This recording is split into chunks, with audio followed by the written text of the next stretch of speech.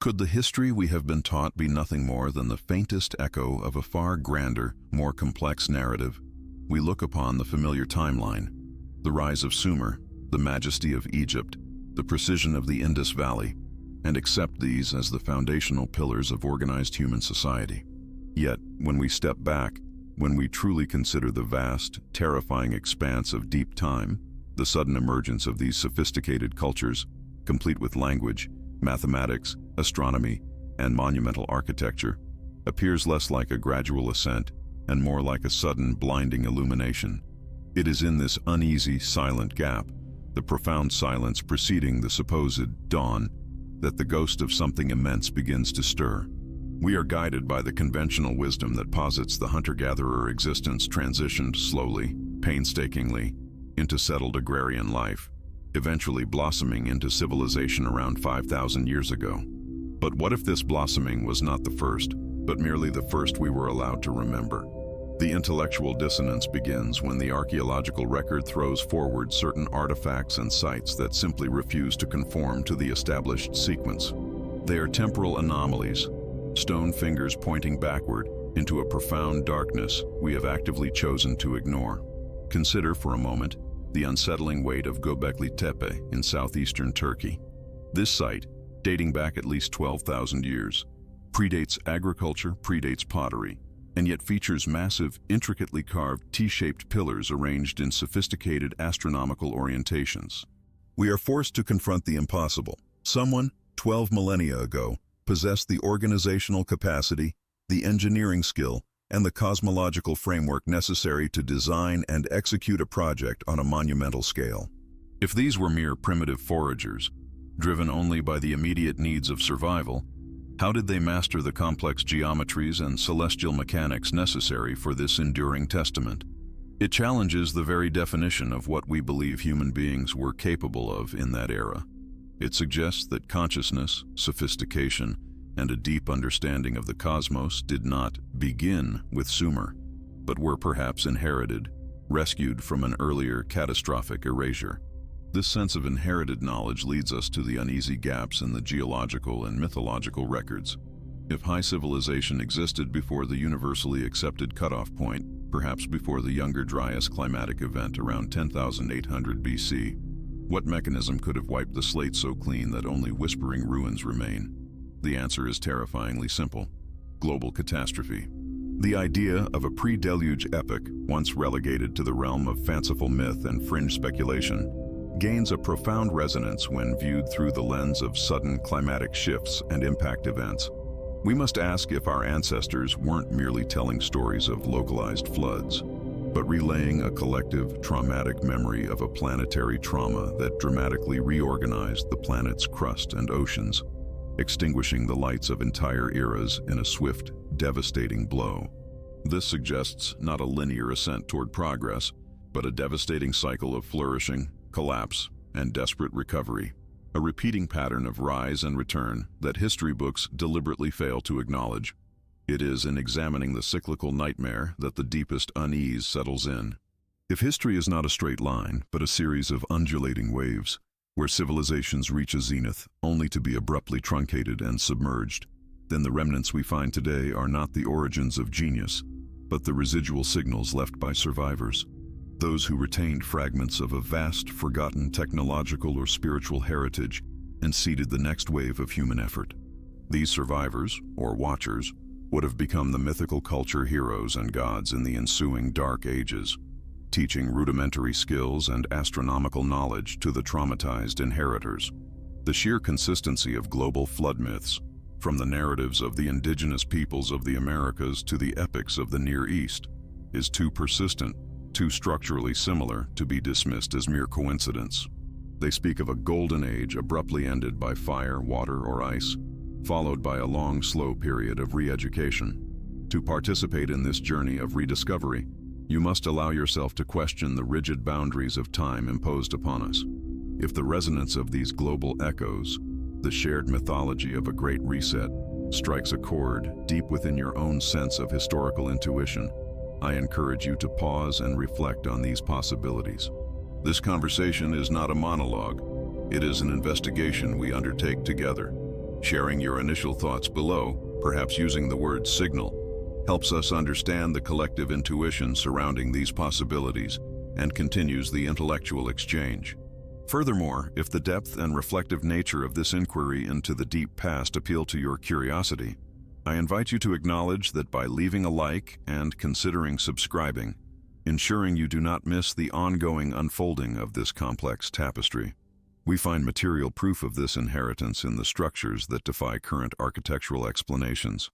Sites like the monolithic foundations at Baalbek in Lebanon, where stones weighing hundreds, even thousands of tons were precisely cut and placed, or the bewildering precision of Cyclopean stonework in the high Andes, present an engineering capability that seems to have vanished completely, only to reappear centuries later in a far less sophisticated form. These structures are not merely impressive.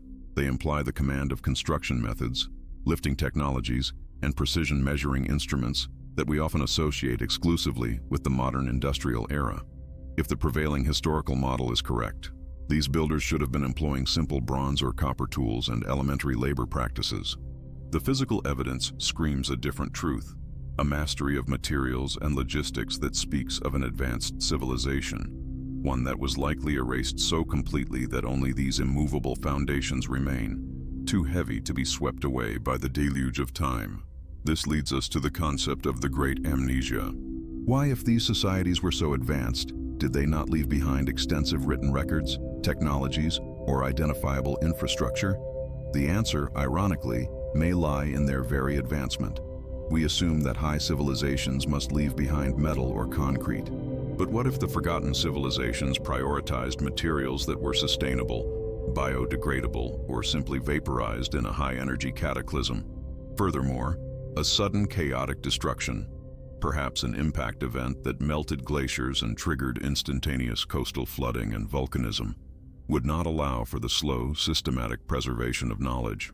What survived would have been the barest minimum: hard stone, resilient myths, and the esoteric wisdom carried by the few designated inheritors. These survivors, sometimes called the Anunnaki in later Mesopotamian texts, or by countless other names in global folklore, were perhaps not alien invaders, but simply the last custodians of a broken world, observing the painful slow crawl of recovery. They were the ones who knew what had been lost, silently watching the new, struggling cultures attempt to reinvent the wheel, or in this case, the compass, the star chart, and the calendar. The sheer difficulty in reconstructing this prehistory lies in our own linear bias. We insist on viewing history as a ladder, always ascending. But what if it is closer to a candelabra, where multiple flames burn brightly, only to be snuffed out, forcing a new flame to be lit from the smoldering wick? The evidence, physical and mythological, suggests that human ingenuity has crested and fallen multiple times over the last 100,000 years. Our current epoch, the one we call modern, may be simply the latest iteration, one that has been carefully seeded by the residual knowledge left behind, a knowledge encoded in architecture, astronomy, and ancient religious texts that we read as allegory, but which may be sober, technical accounts of a lost world. To truly understand these ancient civilizations that may have existed before recorded history, we must shift our perspective from archaeologists searching for a beginning to forensic investigators tracking the enduring consequences of a great interruption. This investigation demands a commitment, a deep willingness to follow the anomalies wherever they lead, regardless of how profoundly they shake the comfortable narrative of our origins. If the idea of these lost epochs, the possibility that we are inheritors, not originators, compels you to look deeper, then you have arrived at the threshold of discovery. To those of you who have followed this deep dive, who feel the pull of the veiled past and the unsettling implications of the Great Amnesia, I encourage you to join the ongoing investigation. If the calm, cinematic flow of this exploration resonates with you, consider subscribing now to ensure you receive immediate access to the ensuing parts of this series. Leave a like if this has broadened your perception of time. And if you wish to signal your commitment to this journey into the profound silence before history, please comment below with the specific phrase, "The cycle continues." We are only at the beginning of unveiling the specific candidates, the legendary cities and epochs such as Atlantis, Mu, and others, that may have truly defined the deep past. The next part will delve directly into the most compelling physical evidence of sophisticated engineering predating 10,000 BC, demanding a closer look at the structures built by those forgotten master masons. Stay with us as we peel back the sedimentary layers of time, one revealing truth at a time. Can we truly claim to understand the depth and breadth of human history? Or are we merely peering through a narrow keyhole into an immense, echoing corridor of time? If we accept the conventional narrative, civilization began abruptly, bursting forth in Mesopotamia and Egypt roughly 6,000 years ago. Yet this sudden emergence presents a profound intellectual dissonance. It suggests a zero point of complexity, a moment where hunter-gatherers suddenly became expert astronomers, engineers, and mathematicians, all without a preceding laboratory of trial and error. This is the initial whisper of doubt that brings us here. The unnerving possibility that the start line we have drawn is entirely arbitrary, merely marking the point where the waters receded enough for the smoke of the last great fire to clear. The greatest challenge in uncovering the remnants of truly ancient civilizations, those which predate the acknowledged rise of Sumer, lies in contemplating the scale of destruction necessary to erase all but the most resistant vestiges. We are searching not just for ruins, but for ghosts of knowledge swallowed by deep time. Think of the geological forces at work over 10, 20, or 50,000 years. Land masses sink, sea levels fluctuate by hundreds of feet, and massive scouring floods reshape the continents. Any structure not built with megalithic intent or deep underground would have been ground into featureless dust, perhaps incorporated into later soil layers or submerged beneath the vast oceans, waiting patiently for the return of the seismic hammer. The few anomalies we do find, sites like Göbekli Tepe, which defy the evolutionary timeline of human skill, or the baffling precision of certain prehistoric stone carvings, do not feel like nascent efforts. They feel like echoes of a fully realized understanding, a sudden signal amidst the deep static of prehistory. It is this sudden sophistication, this technical estrangement from its supposed context, that compels us to question whether these are not beginnings, but carefully preserved endings. If a civilization possessed technology we might deem advanced today, not necessarily flying machines, but complex metallurgy, organized energy sources, or sophisticated computing, how would that legacy survive a planetary catastrophe? Wood rots, metals oxidize completely, and electronic components revert to basic elements. The only structures that endure are those built with deliberate, overwhelming mass, using stones so heavy and interlocked so perfectly that only plate tectonics or massive volcanic activity can disassemble them. This recognition leads to an immediate unease. The most enduring evidence of their existence would be the very things we currently label as ritual sites or astronomical observatories, because their survival required an engineering focus on permanence, not utility. They might not be the primary artifacts of these lost peoples, but merely the time capsules they left behind, monuments designed specifically to transmit a signal across the enormous chasm of a cataclysm and the subsequent epoch of human forgetting. We are beginning to observe that the most compelling proof of prehistory is not found in dusty tombs, but in the collective psychological fabric of humanity. Across every major cultural divide, from the indigenous peoples of the Americas to the distant islands of the Pacific and the foundational myths of the Near East, there is a pervasive, shared memory of a great deluge, a sudden shift, and a massive societal reset caused by celestial or watery forces. This is not simply a common myth. It is the universal recognition of a catastrophic event that ended the previous great age. For the people of the current cycle, those events are foundational trauma, woven into every sacred text. Yet for the hypothetical observers of the older cycle, that cataclysm was the mechanism of their disappearance. If you find yourself reflecting on the incredible consistency of these global myths, sensing the shared weight of this ancient inherited memory, then you are already participating in this investigation. The search for these lost civilizations requires not just the examination of artifacts, but the sustained focus of collective human thought. If these patterns resonate deep within you, if you feel the recognition of something important vibrating just below the surface of accepted history, I urge you to pause and consider sharing your own perspectives below. What hidden memory do you feel is most crucial to unlocking this puzzle? Engaging with these complex ideas together strengthens the signal and helps us to pierce the veil of time, which is the very purpose of this journey. Subscribing and liking this exploration ensures that we continue to prioritize the sustained, detailed investigation necessary to understand the true heritage left to us by these enigmatic predecessors. The inherent estrangement we feel when examining certain ancient astronomical charts only amplifies the mystery. Why did cultures that supposedly lacked the technology to map the sky with modern precision possess highly accurate knowledge of precession, the slow 26,000-year wobble of the Earth's axis, the structures at sites like the Dendera zodiac, or the implied mathematics within the Great Pyramid, suggest an unbroken, multi-millennial record of celestial mechanics, a continuity of observation that stretches far beyond the conventional limits of known history.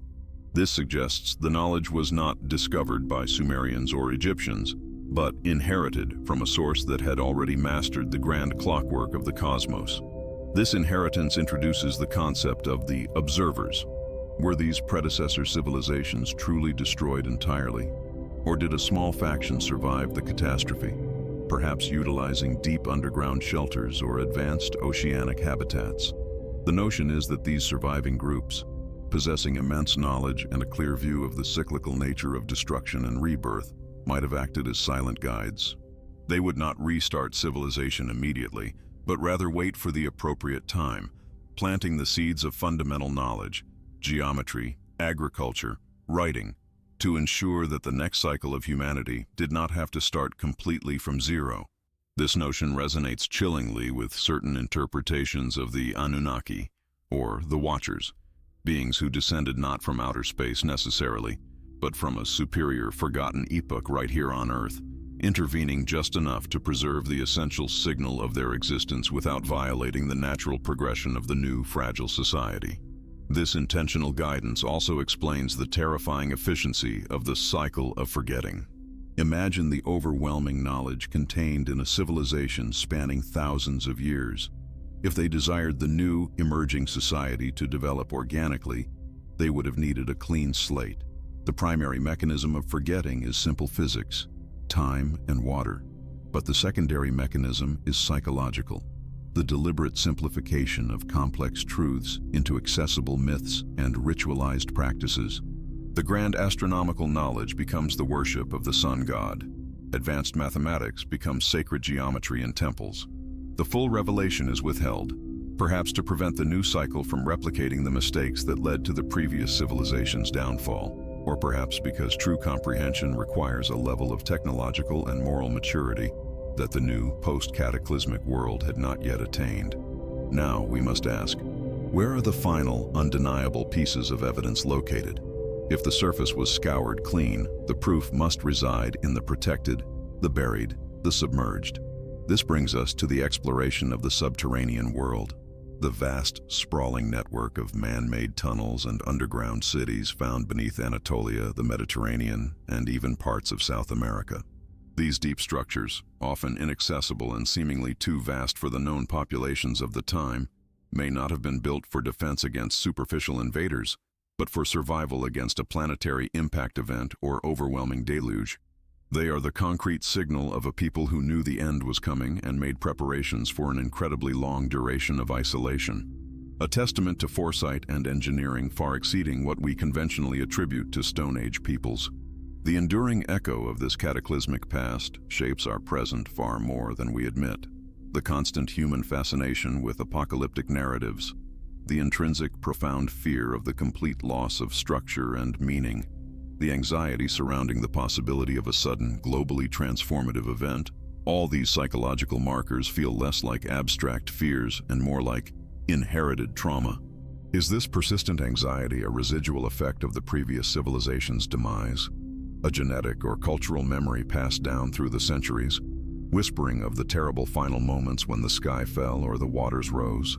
Recognizing this subconscious heritage connects us directly to those distant precursors, suggesting that we are not merely studying history, but actively living within the aftermath of their profound tragedy. The great imperative, therefore, shifts from simply finding artifacts to understanding the return mandate. If history operates in cycles defined by astronomical movements and planetary instability, then the civilization that preceded us likely left behind warnings or preparations for the inevitable next shift. Their structures, their alignments, and their myths are not just descriptive, but prescriptive. They serve as cryptic instructions, designed to be deciphered only when our current civilization reaches a critical point of technological advancement paired with potential self-destruction. The true heritage of the lost peoples is not a collection of gold objects, but a framework for survival, a realization that the great cycles of time demand both profound humility and profound preparation. This realization casts a new light on our ongoing efforts. Every unexplained artifact, every precise megalithic alignment, every shared mythological core suddenly becomes a crucial piece of a colossal, multi-generational warning system. We are not just exploring the past. We are attempting to read the signs left by those who watched their world end, hoping to heed their silent counsel before our own cycle reaches its critical juncture.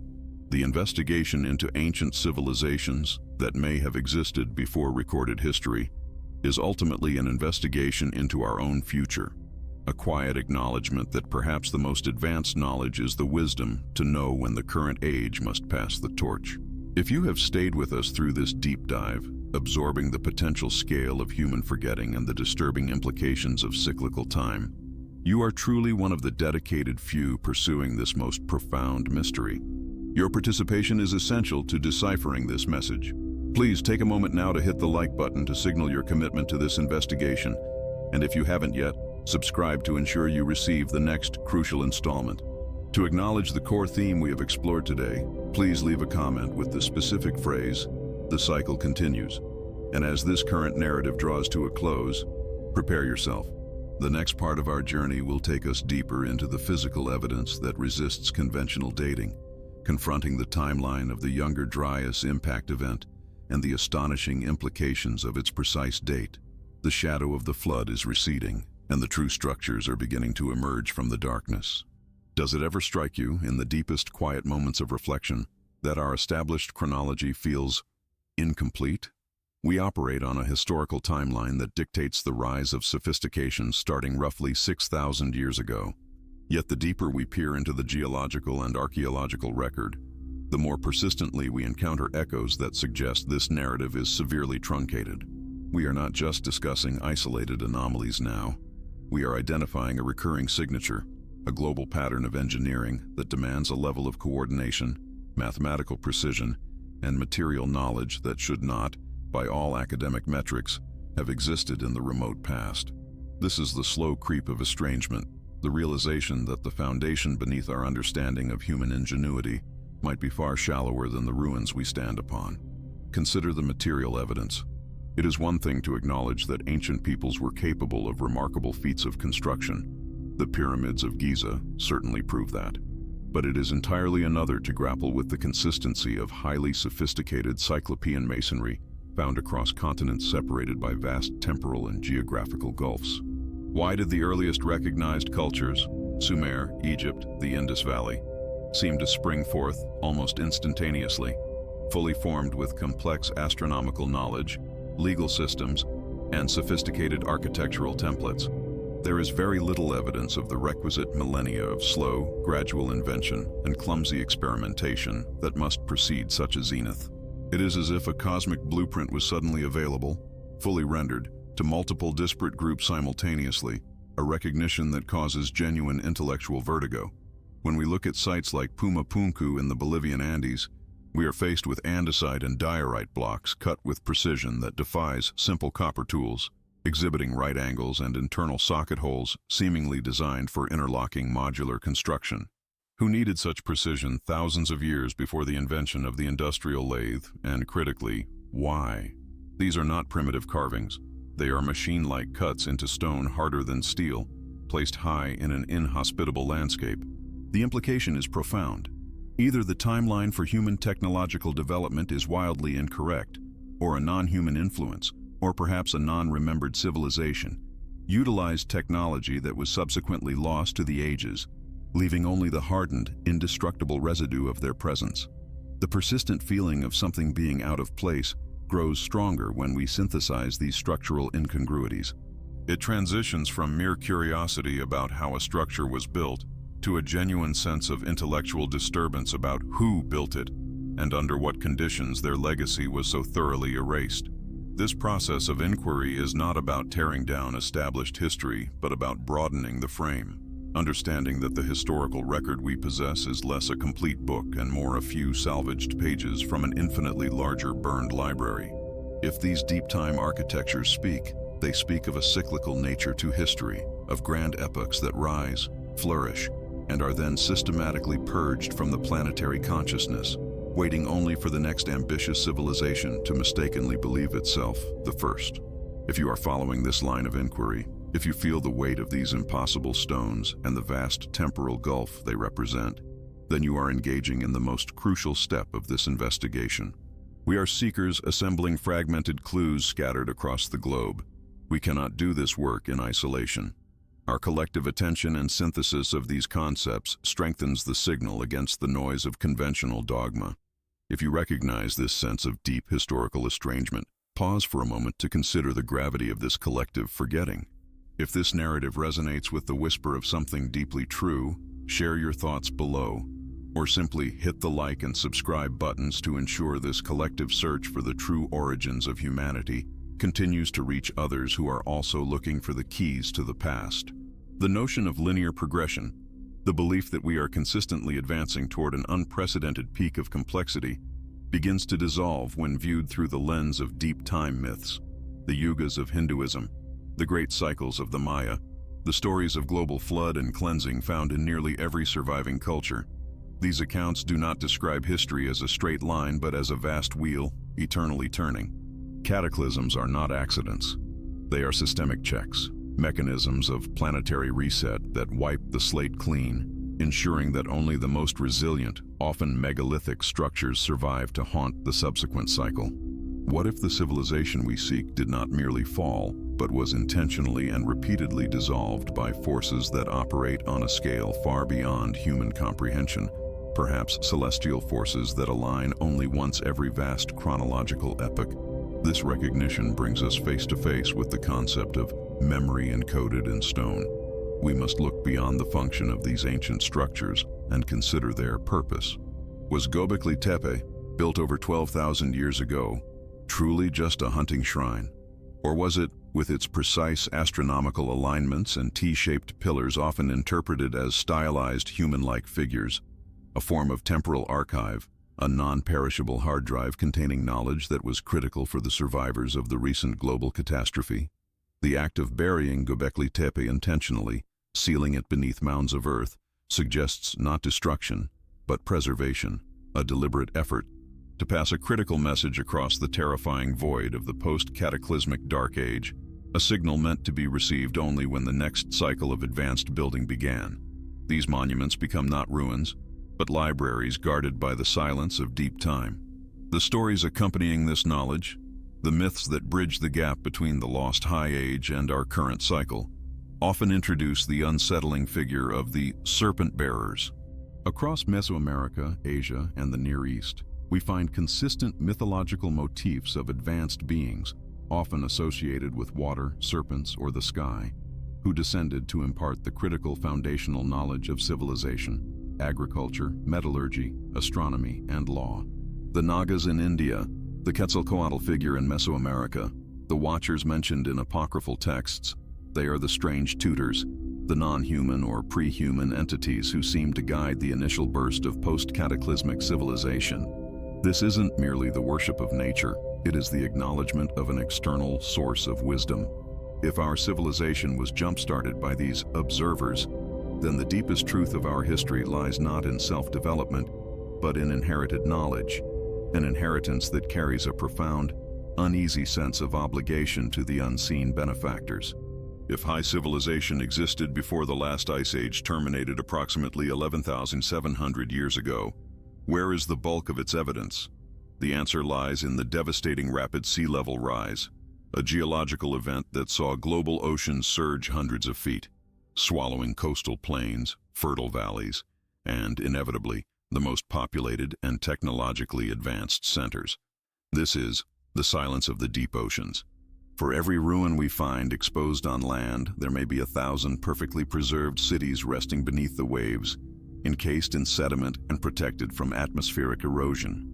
The persistent anecdotal evidence of massive submerged structures, from the reported grid patterns off the Cuban coast to the meticulously organized terraced formations of Yonaguni in Japan, presents a terrifying possibility that the true scope of the lost civilization is simply inaccessible to us, requiring technology we are only now developing to peer into the silent, cold archives of the ocean floor.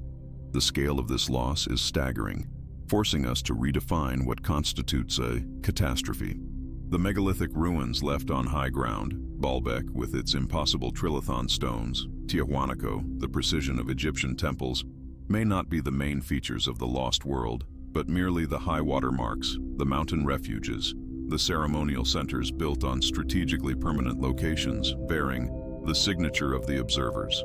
If, for a moment, we treat the controversial concept of the Anunnaki, those who came down from the heavens, not as literal aliens, but as the inherited memory of this highly advanced pre-cataclysmic civilization, or perhaps their surviving elite, the pattern begins to cohere. They left a signal, a calling card so technologically demanding that it would endure the Great Erasure. The sheer impossibility of moving and cutting stones weighing hundreds of tons becomes the ultimate security measure against forgetfulness, a guarantee that future, curious minds would be forced to ask the existential questions.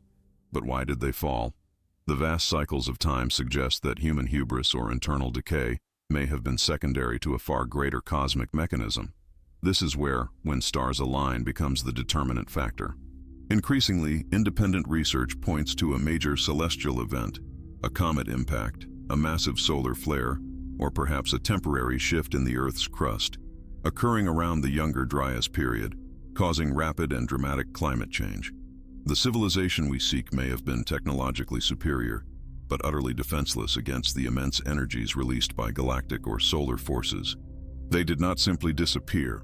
They were overwritten by a planetary trauma that instantly reverted the surviving human population back to a state of primitive struggle, forcing a brutal, generational start over. Yet, not all was lost. This is the inheritance of the survivors. Small pockets of knowledge persisted, often preserved by isolated indigenous groups or secretive spiritual organizations who understood the fragility of recorded history and chose to encode their most valuable wisdom into oral traditions, sacred geometry, or simple mythologies. These keepers, often viewed by modern society as marginal, hold the keys to the remnants of the global, fading blueprint, the superior knowledge of astronomy, earth energies, and consciousness that defined the previous epoch. The search for ancient civilizations thus becomes a pilgrimage to indigenous wisdom, a recognition that the true history is often guarded by those who have been systematically ignored by the official record. When we piece together these fragments, the Cyclopean stones, the cyclical myths, the deep-sea anomalies, we begin to perceive the unsettling shape of a global system that was infinitely more integrated, spiritually advanced, and technologically profound than anything we have yet achieved. This fading blueprint suggests that we are not at the apex of human achievement, but perhaps halfway up the slope, slowly and painfully reacquiring knowledge that was once commonplace. The realization that the golden age might be behind us, not ahead, introduces a profound cognitive dissonance, forcing us to question the very meaning of progress and the definition of a superior civilization. Was their greatness measured by the ability to move heavy stones, or by their mastery of consciousness and connection to the cosmos? This brings us to the ultimate unresolved tension, the concept of awaiting the return. If the cycles are real, then the mechanisms that led to the collapse are inherent to the system, and the conditions for the next great rise are already being set. But what of the observers, or the survivors who sealed their knowledge away? The deepest anxiety inherent in this investigation is the possibility that the sophisticated structures were not just libraries, but markers, or perhaps even navigational beacons designed to endure the catastrophe, waiting for the celestial alignments to occur once more.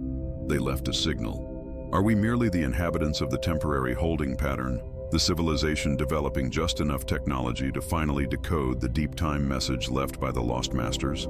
The question lingers in the silent spaces between the stones. Is the cycle merely waiting for us to remember? Or is something waiting for the cycle to turn fully, preparing for its next grand appearance on the stage of human history? If you have stayed with us through this deep dive into the unsettling realities of cyclical time and hidden inheritance, you are truly a committed investigator in this journey.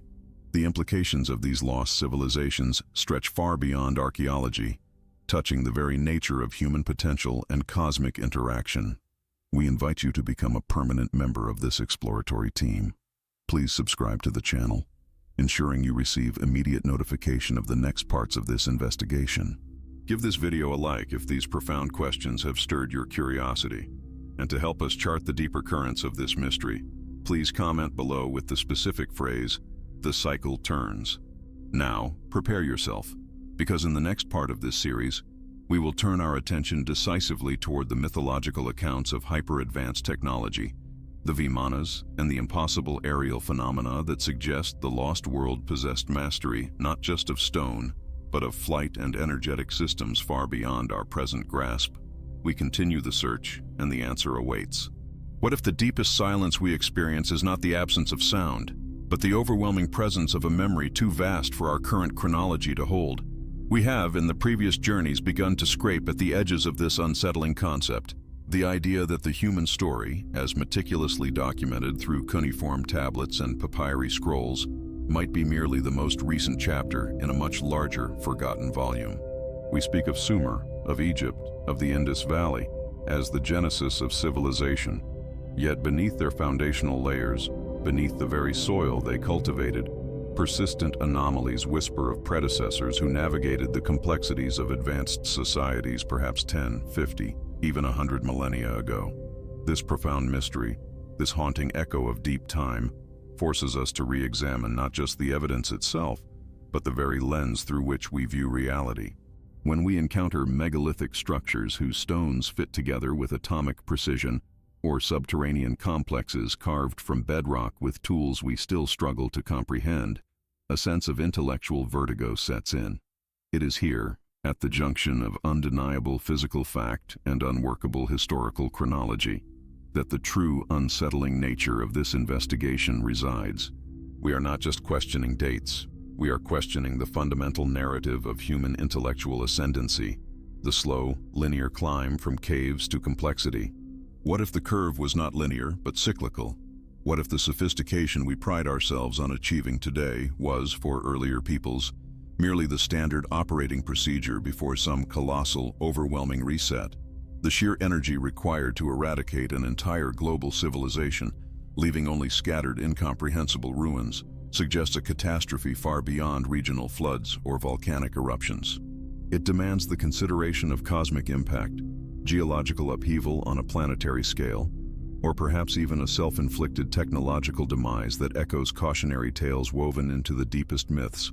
This is not fear-mongering. This is forensic history conducted in the shadow of deep time, recognizing that the Earth itself is a palimpsest, constantly writing over its own history, retaining only the hardest, most resilient signatures of the distant past. We must follow those signatures, however strange they lead us, because they represent the faint yet persistent ghost light emanating from the civilizations that may have existed before recorded history, connecting us directly to the heart of the enigma that awaits further recognition. The strangeness intensifies when we focus on the geometry of forgetfulness, the specific ways in which the evidence presents itself, often hidden in plain sight or deliberately misinterpreted through the rigid constraints of established academic dogma. Consider the global distribution of precise astronomical alignments and structures attributed to cultures that supposedly lacked the navigational or mathematical prowess to achieve them. These are not random stones. They are terrestrial markers charting celestial events spanning vast periods. If the builders were merely primitive farmers, why did they invest enormous resources and seemingly impossible engineering skill into marking points in the sky relevant thousands of years later? This suggests an inherited tradition, a profound and continuous observation, possibly stretching back through multiple cataclysms. It suggests that these builders were acting on the burden of inheritance, preserving vital data for a future that they knew would forget the source. They understood the great cycles of destruction and renewal, perhaps having witnessed one firsthand, and encoded their most critical knowledge not in fragile documents, but in the most durable medium available: massive, meticulously shaped stone. This leads us inevitably to the concept of the Watchers and the Cycles, the fundamental realization that many archaic mythologies, from the Greek Hesiod to the Hindu Yugas, speak of descending ages, periods of enlightenment followed by darkness and eventual catastrophic return. The myth of the Anunnaki, often simplified and sensationalized, might actually represent a highly sophisticated metaphor for this cyclical recurrence of advanced life. Were they merely deities?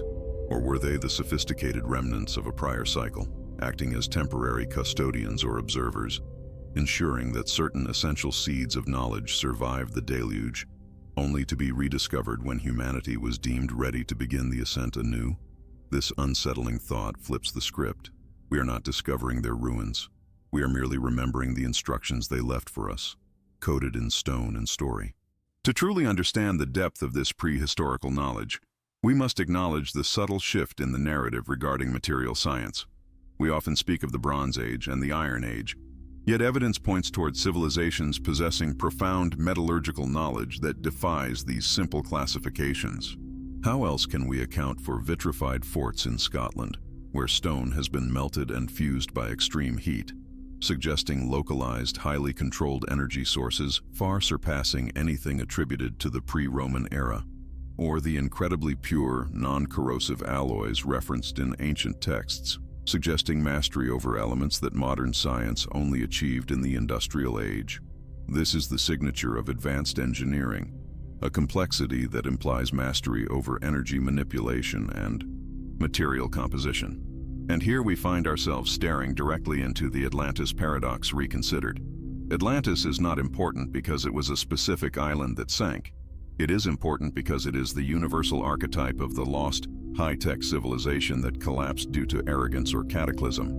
If we view Atlantis not as a singular geographical location, but as a symbolic representation of the Atlantean cycle, a recurring historical pattern of reaching technological peaks only to be pruned back by cosmic or telluric forces, then the myth gains a terrifying universality. Every site hinting at impossible precision or advanced knowledge, from Göbekli Tepe to the Bosnian pyramids, becomes another fragment of that global, cyclical collapse. This entire framework relies on the courage to ask, what if the greatest human achievement is not what we build, but what we manage to hide and preserve across epochs? If you are finding these connections intriguing, if the sheer weight of this hidden history is making you look at the established timeline with a newfound skepticism, then I invite you to join this collective act of historical reconstruction. Pause for a moment and consider the one piece of evidence or myth that most challenges your personal understanding of history. Share that thought in the comments below. Your contribution helps map the edges of this mystery, transforming a solitary investigation into a shared global recognition. And if you value this journey into the depths of forgotten time, subscribing and tapping the like button ensures that these deep, hypnotic explorations continue to surface, guiding us toward the complete picture. Returning to the trail of these elusive progenitors, the evidence suggests a sophisticated understanding of acoustics and resonance that our current science is only beginning to model.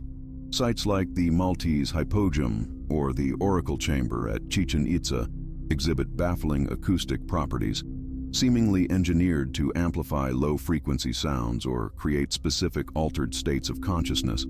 This is not incidental design, it is deliberate sonic architecture.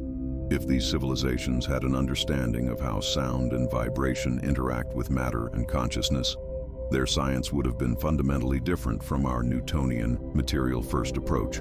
Perhaps their technology was not focused on external mechanical tools, but on internal energetic manipulation, a mastery over the fabric of reality itself, which we now dismiss as mere superstition or ritual. The implication here is immense. The civilization that preceded the documented historical era might have been less concerned with building grand empires and more concerned with maintaining energetic and environmental stability.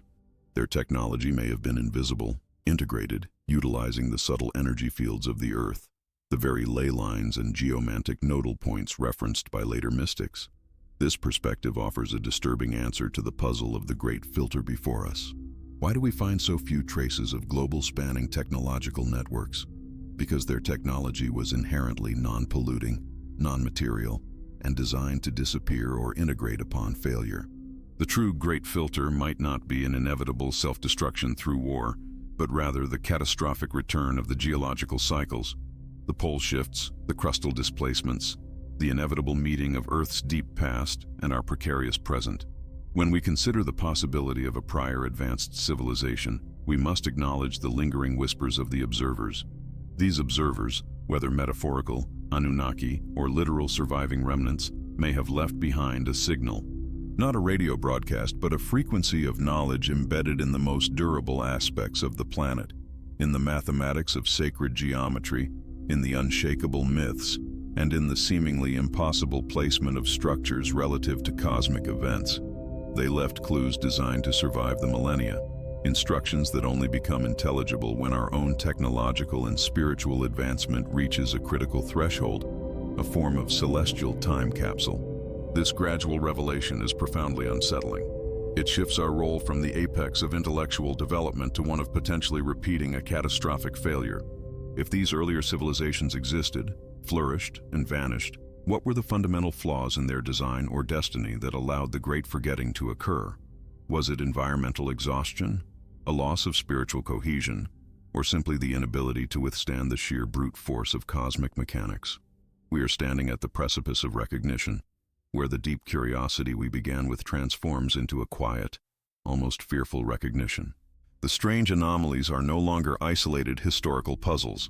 They coalesce into a unified pattern, the pattern of recurrence. To contemplate this prehistorical age is to understand that true history is not about records, but about memory etched in the bedrock of the planet. And if these echoes are true, then the knowledge we seek is not buried, but waiting for us to develop the necessary perception to hear the signal. The question is no longer did they exist, but what did they know that we have forgotten? And are we now mature enough to handle the profound, terrifying power inherent in that rediscovery? If you have stayed with us through this dense exploration, navigating the labyrinth of forgotten time and emerging into this uneasy daylight of recognition, it means you possess the fortitude required for this journey. You are one of the few dedicated seekers who recognize that the greatest mysteries of history are not found in the museums, but in the silence between the documented facts. If this deep dive into the cyclical nature of human civilization resonates with your core sense of curiosity, ensure you are subscribed to the channel. Liking this video helps push these crucial, alternative perspectives to those who also seek the deeper truth. And as a final thought exercise to guide us into the next stage of our investigation, please comment below with the specific phrase, "The cycle must break." We have established the framework of cycles and the evidence of impossible engineering. In the next part, we will move beyond the conceptual to focus intensively on the physical locations, the specific geological and geographical anomalies that scream loudest of prehistorical civilizations, examining how their potential disappearance is tied directly to the very mechanics of the Earth itself. The foundation has been laid, the door to the hidden world is now ajar. Join us then as the images on your screen transition to the next stage of the investigation, where the whispers turn into undeniable geological evidence. What if the most profound questions about our past are not merely unanswered, but fundamentally misasked? We tend to view recorded history, the slender thread stretching back only 6,000 or 7,000 years, as the complete tapestry of human achievement. Yet, when we step back, when we allow ourselves to stare into the vast, chilling silence that precedes the rise of Sumer and the first dynasties of Egypt, we confront a temporal vertigo. This chasm of deep time, the 10 millennia that separate us from the glacial maximum, is often treated by conventional academia as a period of crude, nomadic hunter-gatherers, a necessary prelude to civilization. But the ground itself, the geological and archaeological anomalies, seem to whisper a far more complex narrative, suggesting that sophisticated societies, ones possessing a mastery over mechanics and cosmos we are only now regaining, were not merely possible, but perhaps inevitable. We are forced to confront the unnerving realization that the great flood myths and global catastrophes are not singular events, but perhaps markers of a continuous, devastating cycle. These cycles, whether driven by the periodic dance of comets or the shifting crust of the planet, serve as the ultimate reset buttons, wiping the slate clean and plunging the scattered survivors back into an epoch of shadow. The question then becomes, how many times has humanity, or a version of humanity, achieved the apex of complexity only to be violently reduced to dust and legend? We look at the impossible precision of structures found across the globe, the seamless, massive stoneworks that defy known Bronze Age tooling, the astronomical alignments at sites predating written history, and we are invited into an estrangement. It is the uncanny feeling that the hands which carved these monolithic echoes possessed not just patience and manpower, but an entirely different relationship with fundamental physics and energy than our current historical models permit. They represent an architecture of urgency, built perhaps to withstand the very cyclic destruction that eventually overtook them, monuments left as defiant time capsules. The disquiet settles in when we realize that the most potent evidence of these precursor epochs is often found beneath layers of sediment, swallowed by the rising oceans, or buried by volcanic flows that occurred millennia before the pyramids were even dreamed of. It is the recognition that our recorded history is not a beginning, but merely the latest stuttering restart. And if these civilizations achieved such heights, if they solved problems of energy transfer and structural engineering that still elude us, why did they leave so little legible record? Why the transition from polished, megalithic artistry to the comparatively clumsy early dynasties we celebrate as the dawn of history? This suggests a profound loss of semantic meaning. The knowledge that survived was degraded, transforming advanced science into ritual magic and complex technical manuals into mythological narratives handed down by traumatized survivors. We are left searching for the residual signals, the faint, repeating motifs in mythology and the persistent, shared global architectural signatures that bind these scattered ruins together into a single, cohesive, forgotten narrative. If this idea that our history is but one chapter in a much larger, cyclically repeating saga, resonates with the deepest chambers of your mind, if you find yourself feeling the gravitational pull of these deep secrets, then perhaps you are meant to be a part of this investigation. The only way we can effectively piece together this fragmented historical mosaic is through collective inquiry and sustained focus. Your thoughts, your measured analysis, are crucial to illuminating the darkness that shrouds the epochs of the Great Forgetting. We invite you to consider this information deeply, to review the subtle parallels we are exploring, and perhaps to share your own recognition of these ancient patterns in the comments below. Let us know if you feel the weight of this forgotten inheritance pressing upon our modern world, and if you find value in this pursuit of hidden truth, we welcome you to join our growing community by liking this transmission and subscribing to the channel.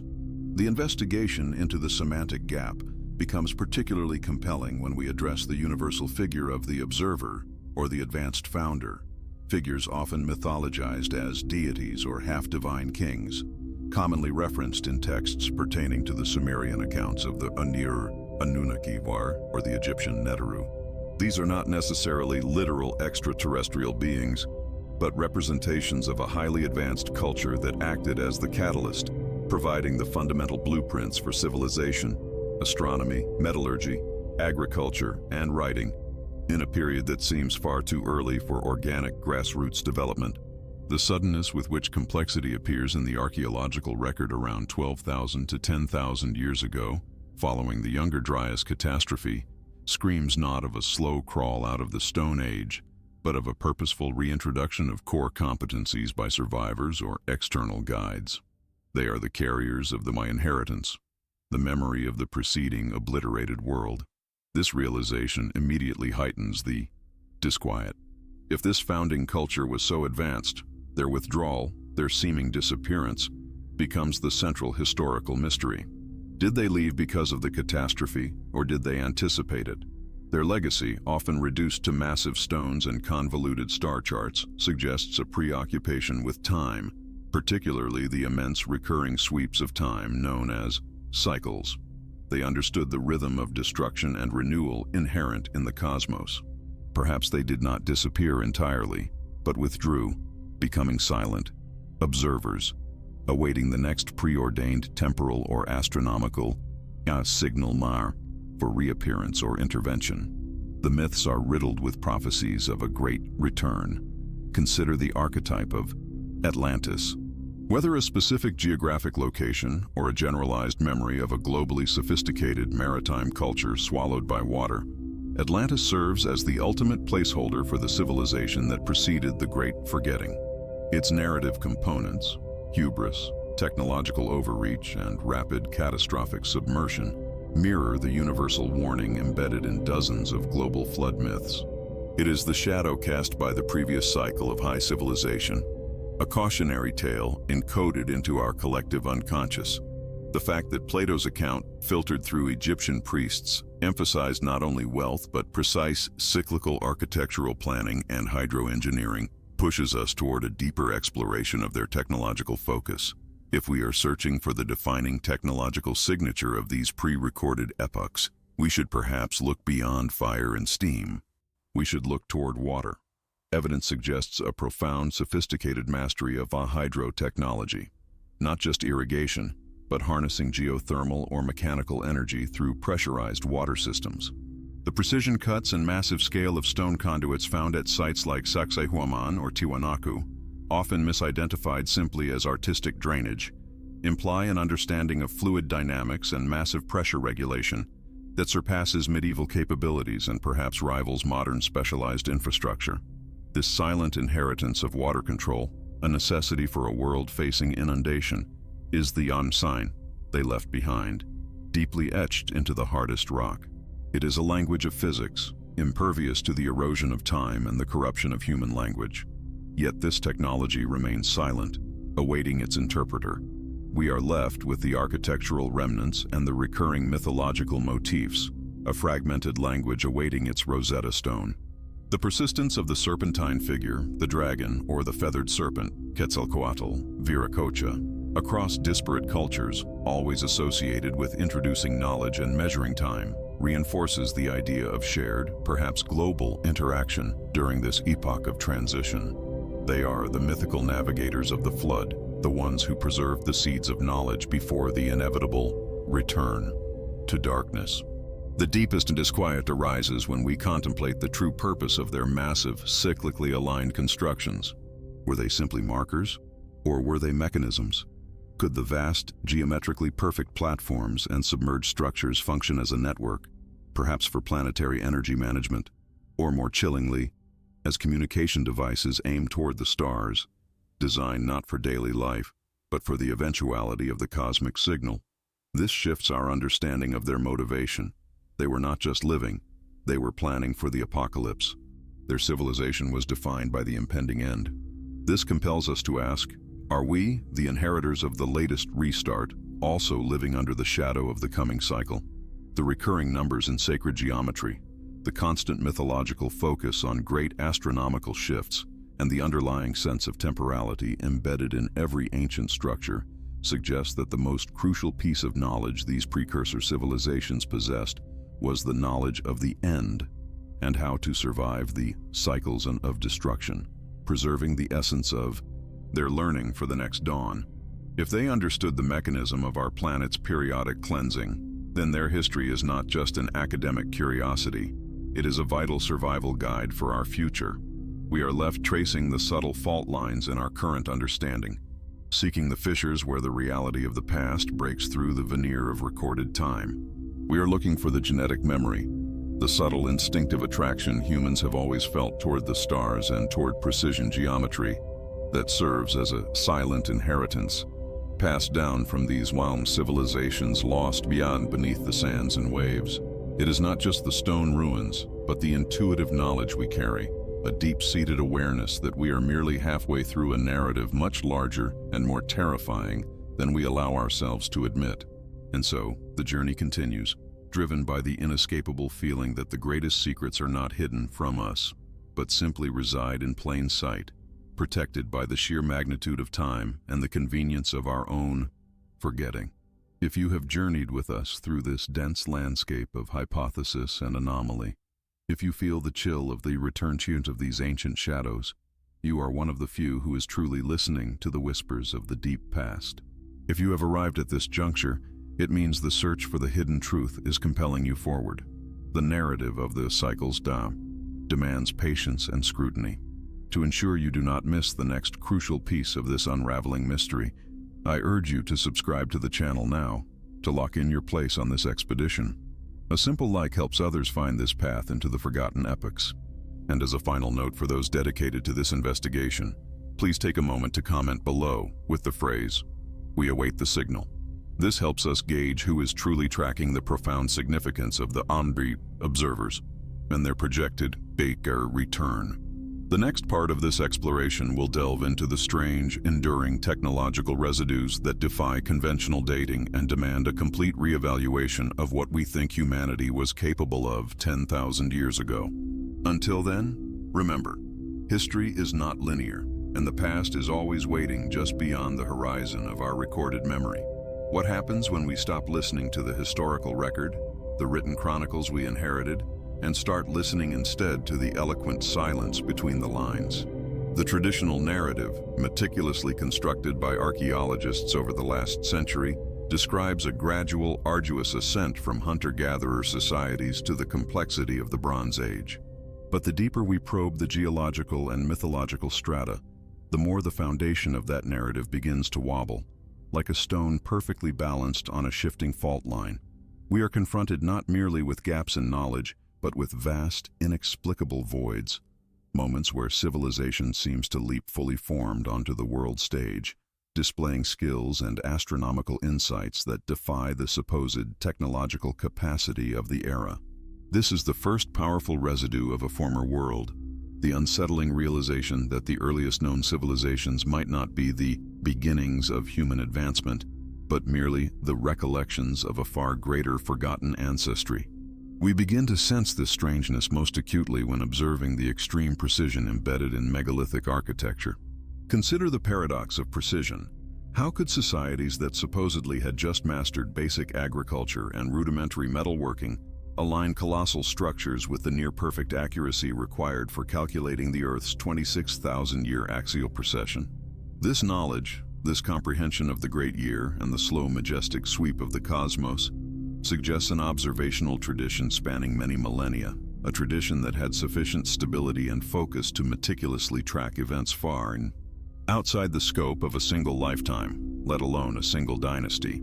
It is the architectural embodiment of advanced astronomical mechanics, seemingly carved into the epoch by hands that understood geometry, physics, and celestial dynamics on a level we struggle to replicate even today, armed with lasers and GPS. The question is not simply how they moved the stones, but why they designed them with such absolute, almost obsessive precision. The answer seems to be that they were leaving something behind, not a monument to themselves, but a time capsule of their ultimate knowledge, deliberately encoded to survive catastrophe.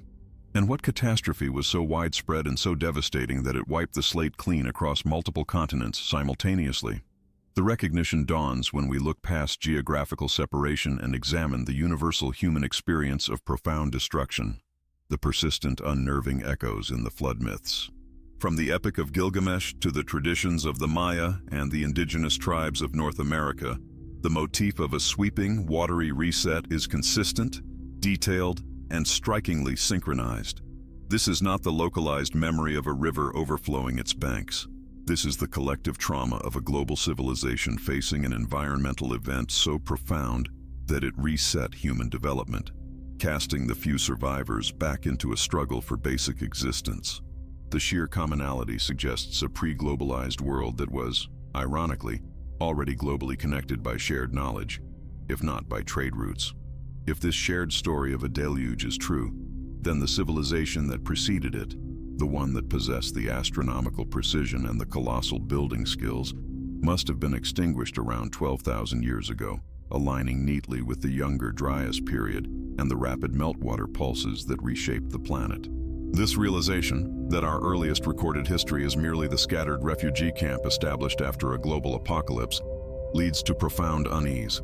It forces us to confront the possibility of the observer's dilemma. If a civilization was so advanced that it could predict or perhaps even survive this cataclysm, what role did they play in the rebuilding? Were there watchers, survivors, or perhaps even non-human entities often hinted at in early Sumerian and Vedic texts? who chose to guide the re-emerging human population, perhaps reluctantly handing down the rudimentary tools of agriculture and writing, but deliberately withholding the most dangerous knowledge. This quiet, uneasy suggestion posits a scenario where the gods of antiquity were simply the architects of the previous cycle, those who carried the memory of the deep past and made a critical decision about the pace of our renewed development. They may have chosen to hide the blueprint, not to dominate, but to allow humanity to evolve autonomously, hoping that this time, without the advanced technology that might have contributed to their own downfall, the cycle could break. To truly grapple with this idea, we must focus on the medium through which the oldest civilizations spoke to the future, the language of stone. Look at Puma Punku, or the foundational blocks of the Baalbek platform, or even the geometric perfection of the oldest layers of the Great Pyramid complex. These aren't crude, hurried constructions. They are statements of permanence, built not for the transient rule of a king, but for the eternity of the earth itself. The cutting, the smoothing, the jointing of stones weighing hundreds of tons suggests a mastery of sound manipulation or anti-gravity that modern engineering still classifies as impossible. Yet, the evidence is mute, massive, and undeniable. These megaliths act as silent monuments to an era of high culture, offering us a non-verbal message that bypasses the corruption of oral tradition and the bias of written history. They are the physical archives of the lost, urging us to recognize that our current timeline is incomplete. If these thoughts resonate, if the evidence of the impossible architecture and the universal flood narrative stirs something deep within your understanding of history, then you are engaging with the profound process of historical reconstruction. This investigation requires more than passive consumption. It demands shared reflection. If you have been following this journey and are finding these connections compelling, take a moment to integrate these ideas. Liking this video helps share this crucial investigation with others who are asking the same fundamental questions, and subscribing ensures you don't miss the next stage of our deep dive into the physical evidence. Furthermore, sharing your thoughts in the comments about the universal nature of the deluge myth, about whether it suggests a shared, forgotten history, extends the research and helps us collectively decode these ancient signals. This brings us to the agonizing question of the great forgetting. Why did the knowledge vanish so completely? It wasn't merely due to a catastrophic flood. Human memory is resilient, and specialized knowledge, especially related to survival, tends to endure. The magnitude of the loss suggests either a collapse so total that only the least educated survived, or perhaps a deliberate act of intellectual triage.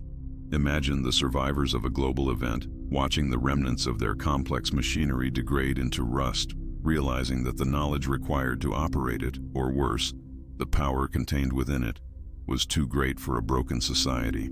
Could the Watchers have actively facilitated the dismantling of certain dangerous technologies and the suppression of high knowledge, initiating a controlled, simplified restart to ensure humanity's basic continuation? This intentional forgetting, this intellectual dark age, might have been the greatest act of preservation. The goal was not to save the civilization, but to save the species. This leads us inevitably back to the cyclical nature of time, the mechanism that dictates the rise and fall of civilizations long before recorded history. The ancient concept of the yugas, or the Great Year, emphasizes that human intellectual and spiritual capacity is not linear, but oscillates. We are currently moving out of a long dark age and potentially entering an era of increasing clarity. The previous pre-cataclysmic civilization likely flourished during a period of high coherence, a golden age, where consciousness and technological understanding were unified. Their demise was not necessarily a punishment, but the predictable consequence of a cosmic timer, the slowing of the Earth's orbit relative to the central sun, causing catastrophic geophysical shifts. These lost civilizations were acutely aware of these cycles. Their entire architecture and mythology were designed around signaling the return, the inevitable moment when the cycle of forgetfulness would begin to reverse, allowing future generations to finally decipher the hidden code. If this knowledge is cyclical, then the ultimate question is whether their legacy, their great secret, was purely physical, the stones, the alignment, or deeply biological. We must consider the genetic inheritance. Were the advanced capabilities, the sudden blossoming of intellect observed in early Sumerians and Egyptians, the result of residual high knowledge preserved in pockets? Or was there an actual alteration, a seeding of intellectual potential engineered by those who preceded the deluge?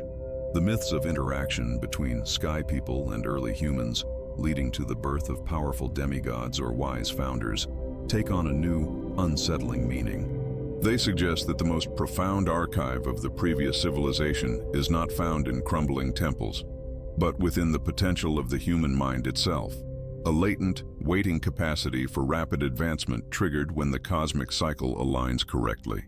This profound realization that we may carry the seeds of their brilliance internally connects the temporal gap between us and the prehistory civilization. They did not simply vanish. They left a specific signal, a hidden calendar encoded in the surviving megaliths. This signal tells us when the conditions for rediscovery would be optimal. This involves aligning the celestial mechanics with the geological markers, the exact moment the planet stabilizes after the shift of the last great inundation. The purpose of monuments like the Great Pyramids and Stonehenge was not to worship the sun, but to mark the precise time intervals between major cosmic phases. They are not historical documents. They are warnings and invitations. We are now approaching the threshold of decoding the final messages, moving past the intellectual unease and toward a gradual revelation of their specific identity and motives. We have examined the concepts, the cycles, the observers, the mechanisms of destruction, and the time has come to connect these abstract ideas directly to the surviving geographical evidence. The next phase of our investigation must zero in on the physical places where the density of anomalies is highest, where the stone speaks loudest, and where the lineage of the architects can be most clearly traced. We must now turn our attention to the specific region of the Near East, a geographical nexus where the oldest recorded civilizations claimed, quite explicitly, that their knowledge was inherited, not invented, and that their origins lay deep within a forgotten era before the flood. If you have journeyed this far through the shadows of deep time, contemplating the possibility that we are merely the inheritors of ruins, then you possess the patience and curiosity required for true intellectual exploration. The final layers of this enigma demand focus, and to ensure you receive the full transmission of this research, please subscribe to the channel and leave a like on this video. More importantly, signal your engagement by commenting the phrase, "The architects knew." This collective recognition of the deep past is vital for moving forward. Do not break the immersion now. The most critical piece of the puzzle, the tangible evidence that proves the existence of these ancient societies, awaits us in the next chapter, which will appear on your screen now. How quiet must the universe be for a forgotten truth to finally whisper? We have spent previous hours examining the subtle evidence, the impossible architecture, the anomalous geological scarring, the sudden appearance of sophisticated metallurgy and astronomical knowledge seemingly pulled from the void of the Paleolithic darkness. Yet the greatest challenge is not finding the evidence. The challenge is accepting the scale of the erasure. We are accustomed to thinking of the past in neat chronological chapters, Sumer, Egypt, the Indus Valley, but beyond these familiar lamps lies a darkness so profound, so absolute in its selective destruction, that it suggests not just a catastrophe, but a deliberate cyclical mechanism of historical reset. This is the underlying tremor beneath all our myths, the deep, unsettling certainty that we are merely inheritors of a damaged, incomplete script. The whispers suggest a structure of time vastly different from our linear comprehension, a structure defined by enormous cosmic breadth, where civilizations rise, achieve peak complexity, and are then systematically reduced to scattered memory fragments, becoming the very myths that define the next cycle's earliest recorded history. This leads us into the heart of the uneasy recognition. If sophisticated, globally connected societies existed 10 or 15 millennia ago, what destroyed them so completely? And why did they leave behind such calculated, almost cryptic monuments that seem designed more as time capsules than as living cities? We are not seeking simple ruins now. We are seeking the intent behind the silence, the psychological blueprint of a civilization that knew its time was ending. This brings us to the whispers of the Second Dawn. The notion that our current epoch is merely the second or third attempt since the last great systemic cleansing. Imagine a society, perhaps one centered around the vast, now submerged continental shelves, utilizing technologies that relied on resonant frequencies or geothermic power rather than combustion, watching the approach of the inevitable astronomical shift, the precursor to the flood or the global seismic instability. The ultimate question is not if they existed, but what was the nature of their final desperate act? Did they try to warn us, or did they simply try to survive the unsurvivable, leaving behind a coded trail that only the advanced eyes of their distant successors, us, might decipher? The sense of strangeness deepens when we realize that the most ancient religious texts, from the Vedas to the Book of Genesis, speak less of a beginning and more of a catastrophic restart, implying a profound knowledge of previous cycles that was later mythologized into creation stories. As we wade through the marshland of deep time, we encounter the ghost in the geological record. We see clear evidence of rapid, high-energy erosion that defies standard uniformitarian explanations. Vitrified fortresses, fused stones, sudden shifts in sea level that occurred too fast for natural glacial melt. These are not the marks of slow decay, but of instantaneous violence. If the destruction was so thorough, why do we find meticulously carved stones at Göbekli Tepe, seemingly untouched by the deluge? It suggests a hierarchy of survival. Some structures were meant to endure the deluge, perhaps built specifically to anchor the memory of the past age. The ghost is in the contradiction.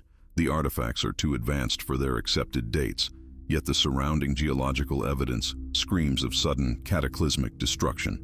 This dissonance creates an intellectual tension that conventional archaeology finds painful to resolve, often choosing to ignore the geologic data rather than question the established chronology.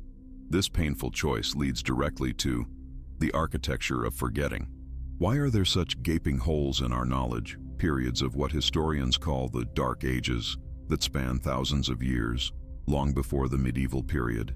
It is possible that the real Dark Age occurred immediately following the cataclysm, when the vast majority of knowledge repositories, libraries, scientific archives, and centers of high culture were utterly submerged or physically destroyed. The survivors, few and scattered, possessed only fragments, which, when mixed with desperation and superstition, form the basis of the early myths we now study. The architecture of forgetting is the profound psychological and environmental barrier that prevented the immediate reconstruction of the lost Golden Age. The memory was not simply suppressed, it was actively made inaccessible by the sheer devastation of the planet and the desperate focus on mere biological survival. And who were the keepers of the remaining flame? This is where the concept of the echo of the Great Watchers takes hold. Across multiple disparate mythologies, we encounter advanced beings, often described as tall, long-lived, and possessing knowledge of the cosmos and the building arts, who descend during the most primitive human eras to teach agriculture, law, and writing. Whether labeled the Anunnaki of Sumerian lore, the Neteru of Egypt, or the various sky people revered by indigenous groups, they share a curious commonality. They appear to be observers or supervisors, managing the post-cataclysmic recovery, rather than truly integrating into the nascent human civilization. Could these watchers be the surviving elite of the previous, lost global culture? Those who possessed the means to escape the immediate disaster, perhaps utilizing orbital shelters or vast subterranean networks, and then returned only when conditions allowed for the next planting of civilization. Their intervention seems strategically timed, introducing key technologies not organically developed by primitive hunter-gatherers, but implanted as seeds for the next cycle. They are the spectral inheritors, ensuring that the necessary elements for high culture remain in play, awaiting the next cosmic signal of stability. To understand their legacy is to confront the mathematical impossibility of coincidence. Consider the global alignment of sites that reflect sophisticated knowledge of precession cycles, knowledge we only recovered in the last few centuries. The Great Pyramid, Tiwanaku, Easter Island, sites separated by thousands of miles and thousands of years according to standard history, all encode the same specific numbers related to the Earth's wobble and the timing of cosmic events. This isn't coincidence. It is the fingerprint of a unified, highly advanced scientific civilization. It suggests that the knowledge was not gradually gained by multiple disparate cultures. It was inherited wholesale, a foundational database passed down from the Watchers to the earliest viable successor societies. The precision required to build these celestial maps into stone structures argues for a commitment to long-term memory, an intentional attempt to bypass the inevitable forgetfulness that follows a global calamity. If these structures are signals, then what are they signaling to?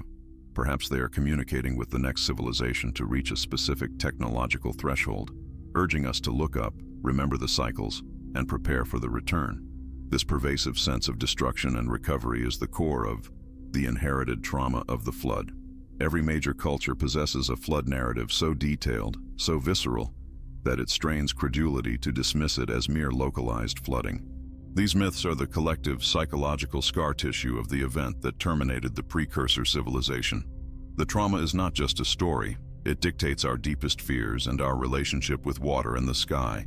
The terror of the past is encoded in our genes and our cultural memory, serving as a constant, subconscious reminder that our current stability is provisional. Understanding this trauma is key to unlocking the truth, because fear, like knowledge, is an inheritance. If you find yourself reflecting deeply on these connections, considering how the fragmented myths might assemble into a coherent picture of deep history, know that you are participating in the discovery itself. If these shadows hold weight, we must pool our focus.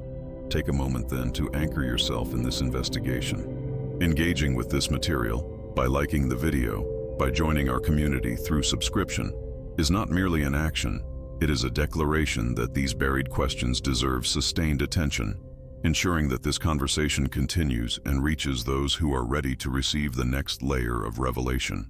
Our shared curiosity is the only lamp we have in the darkness of deep time.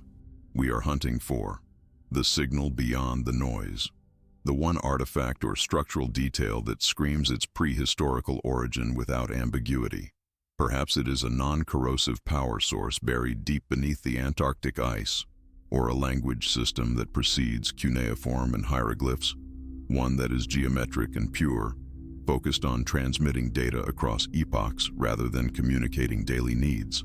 The noise is the accepted history. The signal is the mathematical anomaly, the unexplainable advanced tool, or the astronomical measurement that defies the timeline. We must filter out the noise of accepted academic dogma to hear the faint but steady pulse of the true past. This requires us to navigate the labyrinth of linear time, questioning the very framework we use to understand history. Our insistence on a straight line from caveman to cosmos is likely a self-imposed limitation, blinding us to the possibility of great peaks and valleys of civilization, where progress is not cumulative but cyclical. What if the labyrinth is designed to keep us focused on the immediate past, distracting us from the deeper, more terrifying implications of the cyclical nature of destruction? This leads inevitably to the preparation for the cyclical return. If the watchers, the surviving observers, understood the great cycles, whether determined by orbital mechanics, solar activity, or unknown galactic factors, then their structures and their teachings were not merely historical markers. They were preparations. They were setting the stage for a future return, either by their direct descendants who remained separate from the nascent human cultures, or by the civilization they planted, once it achieved the necessary technological and spiritual maturity to recognize the signal of the approaching end of the current, stable epoch.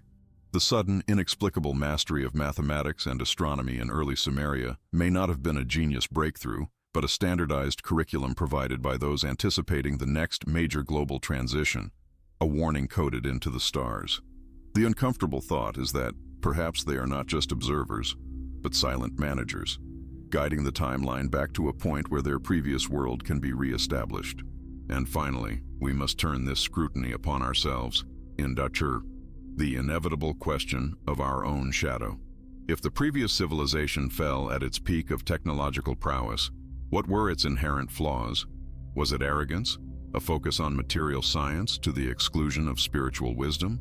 Or perhaps internal conflict that weakened it just before the cosmic hammer fell? We see these same shadows in our current global society. Hyper-specialization, environmental stress, ideological fracture. Our inheritance is not just the fragmented knowledge of the watchers, it is the potential fatal flaw of our predecessors. We are walking the same ground, facing many of the same challenges, perhaps unknowingly approaching the same cyclical terminus. This realization should not evoke fear, but a quiet, intense focus. If you have stayed with this journey, if the cold logic of these vast cycles has settled into your mind, then you understand the seriousness of this pursuit. You are one of the few who are willing to look past the comfort of a simple, linear history. The revelations we are now uncovering, dealing with the implications of the Watchers and the mathematical codes, demand persistence. For those of you who have made it to this crucial junction in our investigation, please consider solidifying your commitment to this channel by subscribing now.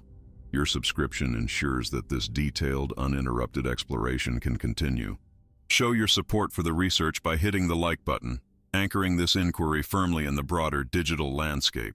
And to mark your presence, to signify that you heard the quiet pulse beneath the noise, please comment the single word, observer.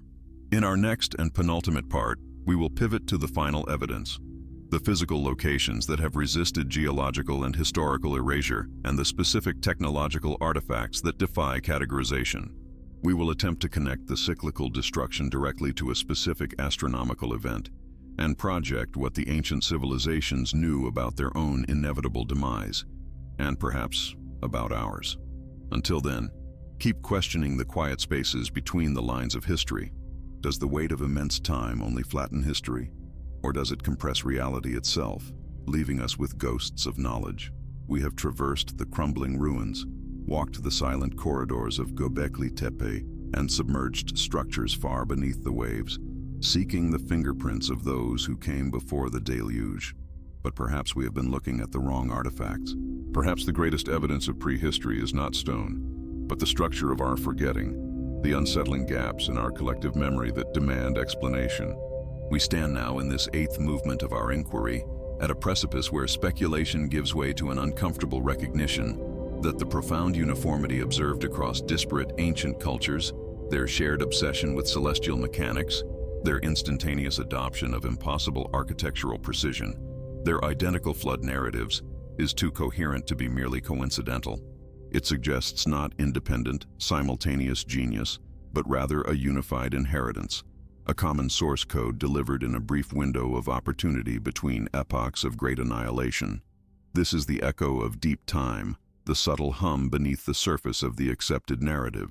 Consider the precision required to track the precession of the equinoxes, knowledge attributed to the Greeks, yet demonstrably encoded in monuments thousands of years older, structures whose alignment anticipates astronomical shifts, only visible over cycles of 26,000 years.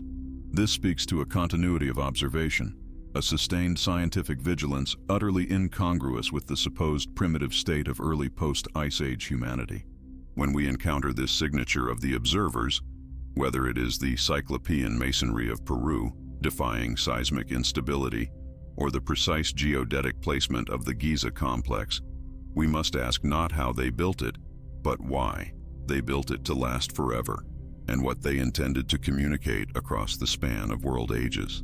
Was their focus on permanence a testament to their own ego, or a dire warning encoded in enduring stone, a desperate attempt to transmit vital data about the recurring cycle of cataclysm that perpetually resets terrestrial civilization? It is the inescapable rhythm of destruction and renewal that introduces the most profound sense of uneasiness.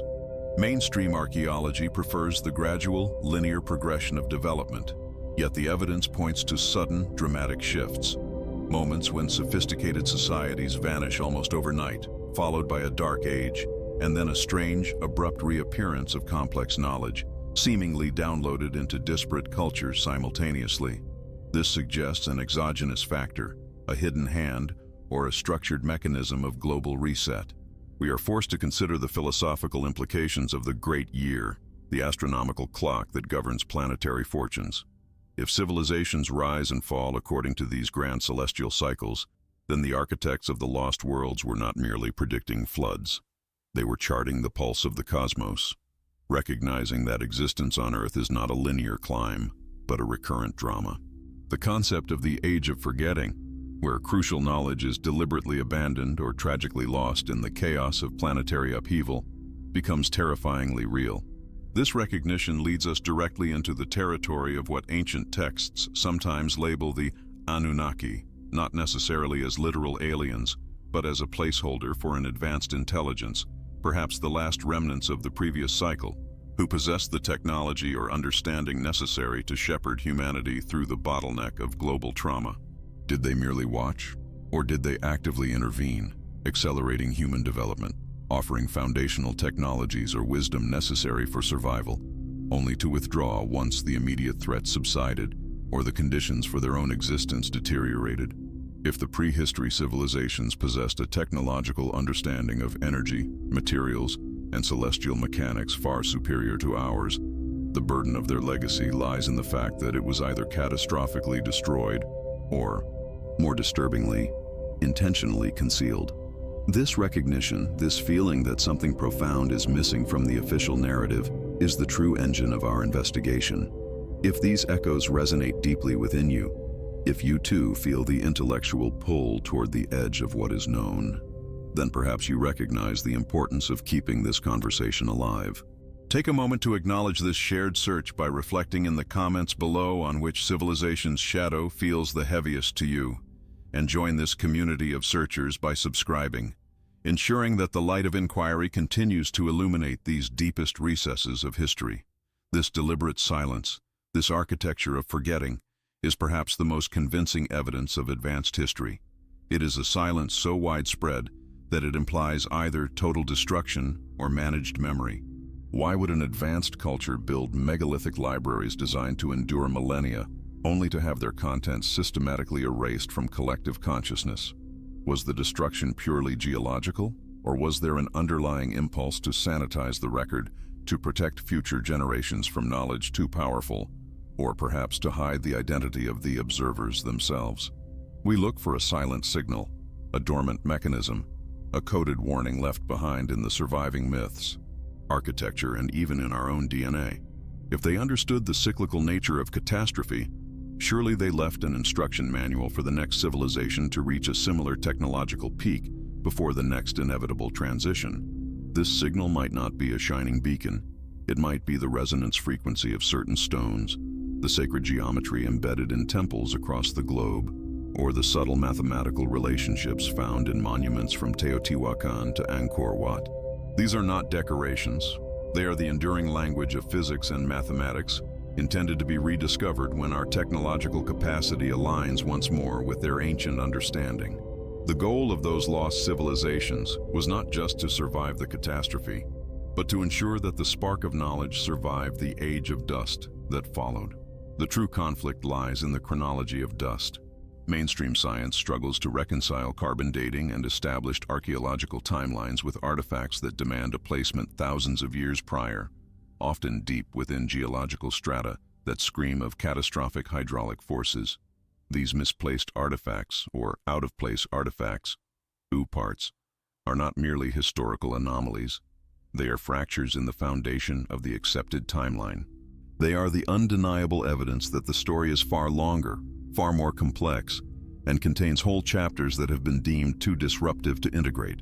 They force us to confront the possibility that recorded history is merely the final, simplified narrative following several prior, aborted historical cycles. We are the inheritors of the lost, a concept woven into the fabric of creation myths. From the Atlanteans to the Lemurians, from the mysterious pre-Vedic sages to the enigmatic Jedi of pre-dynastic Egypt, every major culture carries the genetic memory of a predecessor whose wisdom was superior and whose end was tragic. This inheritance manifests not just as myth, but as an innate, almost subconscious yearning for a truth that feels just out of reach, a psychological imprint of a collective memory trying to surface. The recognition of these cycles brings the deepest inquietude, leading to the question of the return of the Watchers. If time is indeed cyclical, governed by colossal astronomical processes, then the conditions that gave rise to those magnificent lost civilizations will inevitably return. The astronomical alignment will shift, the energetic environment of our solar system will change, and the veil separating our time from the deep past may thin. Are the observers merely waiting for the appropriate moment in the cosmic calendar to make their presence, or their legacy, known once more? Is our current epoch of exponential technological advancement merely the countdown to either a dramatic revelation or another catastrophic reset? The very thought suggests that the lost civilizations are not merely historical footnotes. They are predictive templates for our own future, a warning etched in geological time. The ultimate revelation is that the past is not dead. It is merely dormant, waiting for the precise alignment, the sign, the resonant frequency, to reactivate its long-forgotten heritage. We are now standing at the very edge of the abyss of deep time, ready to take the final step into the synthesized conclusion of our investigation.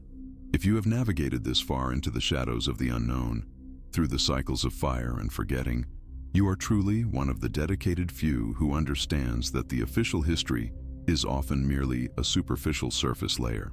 If this journey into the mysteries of the civilizations lost before recorded history has compelled you, please ensure you subscribe to the channel. Your subscription is the acknowledgement that this deep exploration matters. Give this video a like to signal your commitment to uncovering hidden truths, and in the comments below, I ask you to type the phrase, "The signal awaits the next cycle." Do that now, and prepare yourself, for in the final part, we will attempt to assemble these scattered fragments into a coherent, if terrifying, whole. The threshold of the ninth part awaits, and the final revelation may shatter everything we thought we knew. Click on the concluding chapter now appearing on your screen, and let us meet the truth of the deep past together. Is it possible that we are not the first iteration of complex, technologically sophisticated life to achieve global dominion, but rather the inheritors of a forgotten dawn, existing precariously atop the ruins of a previous magnificent age? This question, quiet and profound, echoes loudest when we stand before the great stone anomalies, monoliths placed with impossible precision, astronomical alignments that defy the rudimentary tools we ascribe to their builders, and geological signatures that speak not of slow evolution, but of sudden, devastating shifts. The deep sediment of time holds secrets far more profound than the neatly organized timelines etched into our history books. We have spent 9 parts of this exploration peeling back the layers of established thought, moving from isolated anomalies to a sweeping, unified recognition of pattern, a pattern suggesting that civilization is cyclical, not linear. We must confront the ultimate strangeness, the overwhelming evidence that our accepted understanding of the last 12,000 years is merely the epilogue to a forgotten saga. The first profound recognition of this journey is the lingering echo of impossibility. We look at sites like Göbekli Tepe, Caral, and the vast, submerged structures off the coasts of Cuba and Japan, and the timeline simply collapses. These sites demand a reconsideration of the foundational capability of the human spirit immediately following what we call the Younger Dryas period, that sharp, almost instantaneous plunge back into glacial conditions that occurred roughly 12,900 years ago. What caused that terrifying return to winter, and what was erased when the glacial shroud descended upon the world, silencing coastal ports and burying advanced knowledge beneath miles of ice and rising sea levels? That event, the cataclysm that ended the Pleistocene, was the great filter for the preceding civilization. It wasn't merely a harsh winter, it was a global reset, a sudden and violent disruption that left only scattered, traumatized survivors, forced to revert to basic survival mechanisms. We see their trauma echoed in the universal flood myths, tales not of gradual flooding, but of a world turned upside down in a single terrifying generation. If these previous epics achieved high technological mastery, perhaps not reliant on the combustion engine and integrated circuit, but on principles of energy, acoustics, and gravity we have yet to rediscover, then the destruction must have been total, ensuring that the next cycle started from a pristine slate. Yet, some things were not entirely destroyed. Some fragments survived. If you have followed this journey through all its intricate connections, the astronomical precision of the pyramids, the mysterious vitrified forts, the shared cultural motifs spanning continents with no known contact, then you are already participating in the recognition phase. You are no longer merely observing. You are synthesizing the evidence, feeling the weight of the implication. The moment of true intellectual awakening occurs when we move beyond dismissing the anomalies to recognizing them as components of a single, coherent narrative. This is the moment to pause your busy world for a breath and truly anchor this knowledge. Share your insight below. Tell me which single piece of evidence, which ancient enigma speaks loudest to you, demanding recognition of these lost epochs. It is through shared contemplation that we begin to reconstruct the scattered heritage left behind. If this journey into the deep time has held your attention, offering a new lens through which to view our history, consider subscribing and joining this community of quiet observers and seekers. We are all searching for the same truth buried beneath the deep geometry of forgetfulness. The next unsettling realization focuses on the silent observers. If a highly advanced civilization was destroyed by a planetary catastrophe, a cycle of cosmic impact, or geomagnetic reversal, is it rational to assume that all knowledge and all individuals perished? Mythology, particularly those narratives surrounding figures like the Anunnaki or the Watchers, described in various texts, strongly suggests that certain entities, or at least their intellectual remnants, survived the deluge. They became the mythical instructors, the beings who descended from the heavens or emerged from the watery depths to teach the shattered remnants of humanity fundamental knowledge, astronomy, agriculture, metallurgy, and perhaps most importantly, sacred architecture. These survivors, whether physical beings or simply the preserved wisdom they ensured was encoded in stone, provided the maestro architect's blueprint. They didn't teach us how to build a sophisticated technological infrastructure that could threaten their safety. They taught us how to build structures that would survive the next inevitable cataclysm. Structures aligned to track the cycles of destruction, acting as vast, silent libraries of cosmology and geometry. The pyramids, the megaliths of Malta, the ruins of Pumapunku. These are not monuments to ego. They are crystallized instructions. Their precision is too great, their scale too vast, their alignment too focused on celestial mechanics that track immense cycles of time, far beyond the needs of simple agrarian kingdoms. They represent a deliberate handover, a calculated decision by the previous civilization to encode their most critical knowledge into structures so robust they would resist the ravages of time, erosion, and flood. This subtle imposition of a sophisticated architectural language globally represents the true, final signal. It is a message embedded in stone, written in the universal language of mathematics and stellar alignment, waiting for the current cycle of humanity to reach a level of intellectual maturity where it can finally recognize that the blueprint is not ours. It is an inherited warning. This brings us to the boundary geometry of forgetfulness. Why were we allowed to forget? The forgetting was not accidental. It was the result of the sheer scale of the cataclysm, which not only physically erased cities but also triggered a collective amnesia, a break in tradition so severe that the survivors could only transmit myths and fragments stripped of their original complex meaning. The cyclical nature of catastrophe ensures that every few millennia the slate is wiped clean. This mechanism of obliteration is what allows a new civilization, perhaps guided by the surviving entities, to grow unimpeded until it, too, reaches the critical juncture, the point where it rediscovers the principles of the ancients, the free energy, the manipulation of matter, the mastery of the cosmos, just before the cycle closes again.